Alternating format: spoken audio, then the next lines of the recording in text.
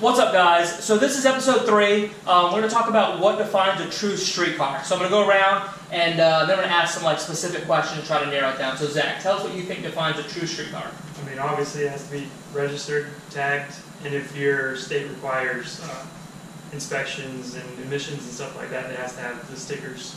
Okay, so you think as long as it has a plate, insurance, registered, it's a street car? Yeah, sure. Okay.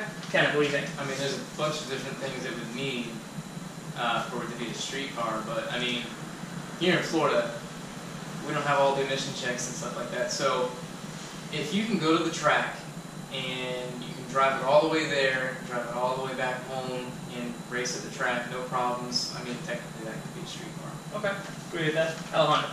Obviously, if you meet all the legal requirements and you can get through the traffic on I-75 and I-4 without your car breaking down, That's true. overheating, or your clutch just being a pain, Right. I would say you have a street car. Okay. All right, so I'm going to go ahead and ask you guys some specific questions. All right, so the first question, I think the thing we really got to lock down is the difference between a street car and driving a race car on the street. What do you think? So, I mean, you build a race car, you have your wheelie bars, you have your parachute, you'll have your chassis upgrades, your tires, all that. And then when you're driving around on the street, it's not going to be comfortable, it's not practical, and you take a street car, you have your AC, you have your power steering, Right. stuff So, like so that. wheelie bars, parachute, all that stuff, that's driving a race car on the street. I would say so. All right, what do you think, Kenneth? Street outlaws, for instance, I mean, those are race cars driving on the street. Right, yeah, that's a really good example. I would say we cannot put it down to power levels. Okay. Power level doesn't mean that you have 500 horsepower car in the street, 500 horsepower car in the track, but I have a buddy who has 3/4 chassis car. He drives it on the street. But you got the fumes. You're hitting the bumps on a bridge. It's not comfortable at all. You're braking the car as you drive on the street. Right. So that's where you draw that line. So next part we're going to talk about the body of the car. I looked up 2 popular events here in Florida. We got FL2K and Street Car Takeover, and they both have rules on their website about what they define body for a street car is that qualifies for the street car class. So I'm going to go ahead and turn it over to Zach, and he'll tell us. My take on the body of a street car would be like factory OEM panel shapes, I guess you could say. Okay. Whether it be factory steel or aluminum, whatever it is, and then or carbon fiber. Okay.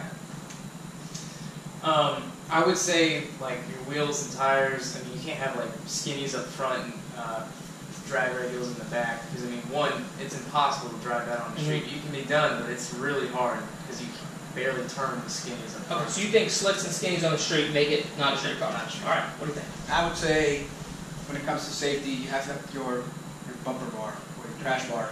I think that's one thing you should have. And also, once you start taking headlights off or an intake, especially if you're street racing at night or whatever, you need to have your headlights and stuff like that. So at that point, you're just getting out of a true street car. Okay. It seems like FL2K and Street Car Takeover pretty much preface the same thing when it comes to body. They all agree that lightweight's okay. You can have a lightweight hood, fender, trunk, hatch, sunroof, but no one-piece front ends. Alright, so next up we're going to talk about interior, and this is how it's defined by FL2K. Stock dashboard and full interior from the front seats forward is required. Passenger seat may be removed. Aftermarket seats, gauges, and interior are permitted. What do you think?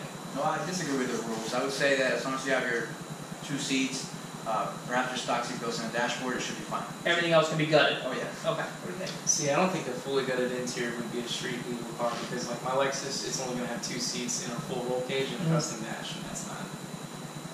Okay, makes sense. I think it's mostly a safety aspect. I think as long as you have your seatbelts that will hold you from hitting the dash or hitting the side, hitting your window or whatever, I mean, that should be enough. I mean, dash is unimportant. Yeah, no, I agree with As that. long as you have your gauges. Yeah, no, the longevity gauge is right. Next question I got for you guys is exhaust systems, and this is how it's defined by FL2K. The exhaust is able to exit anywhere on the vehicle. Street Car Takeover differs a little bit. They say no fender, hood, or bumper exits. It must exit past the front driver's door. What do you think? I disagree because in that case, any built Honda with a turbo, that's not legal. So you think for it to be a street car or a race car, it doesn't matter where the exhaust exits? No, because when I do my exhaust, it's going to go out. It's going to be a side exit. Side exit right out the fender? Yeah, well, no, not a fender. It's going to be past the driver's door, but it's just the way my exhaust is. Okay, okay. What do you think? Yeah, I don't think it matters where the exhaust exits from. I mean, I'm going to have the fender exit on my car. So. So as defined by streetcar takeover, you cannot compete because you have a fender exit. In case you ever want to compete. So. I say it doesn't matter where it goes out. I think we all of us will agree on that. Yeah, I think now, I don't think it matters. I think I would go with FL2K, like it can exit anywhere because, like you said, those Hondas, they all have duct tubes in their exhaust right out the hood, right out the fender. I mean, that's Trans Am. You guys saw it has a fender exit. I mean, that's still a streetcar just because it exits in the fender. So last thing we're going to talk about is parachutes, and that's not defined by FL2K or Streetcar Takeover. So we're going to get everybody's opinion on parachutes. I mean, I think if you're driving around town with a parachute, it's going to draw unwanted attention. You're going to get pulled over because it's going to be obstructing the view of your license plate. And then once the cop starts looking at the parachute, he's going to start looking for tires, he's going to look for exhaust, he's going to look for all these other nitpicky things and really just read. So let me ask you guys this. So I'm right on the edge with my car with the new build. It's going to be 1,300 horsepower, and I'm at the point where I can add a chute for the half mile or I can not add a chute. So you say if I take the car and I add a chute, it's no longer a streetcar. You shouldn't drive the car on the street with the chute. Chutes are detachable. It's a fine line. Okay. Absolutely. What's the purpose of having a parachute on the street? The only purpose of it would be on the track. So, Oh, that's a good point. and that's where you break Right, that that's the line. fine line. Yeah, makes sense. Okay, so we agree, no parachutes on the street. No, No parachutes on the street. Alright guys, thanks for watching. Go ahead and drop me a comment below and let me know what you think defines a true street car or what defines a true race car and zebra cake really, and where the fine line is. Again, thanks for watching. Be sure to like, comment, and subscribe.